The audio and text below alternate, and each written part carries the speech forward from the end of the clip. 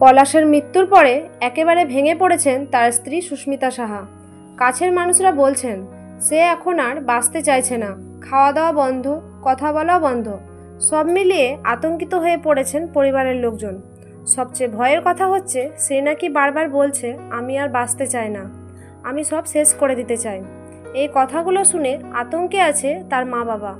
একবার নয়, একাধিকবার তাকে হসপিটালে নিতে হয়েছে, বারবার মেডিকেল সাপোর্ট নিতে হচ্ছে, কারণ সে নিজের যত্ন নিচ্ছে না, কিছু খাচ্ছে না, ঘুমাচ্ছে না। চিকিৎসকরা বলছেন সুস্মিতা মারাত্মক মানসিক ট্রমার মধ্যে আছে। পলাশের হঠাৎ চলে যাওয়া তাকে একেবারে ধ্বংস করে দিয়েছে।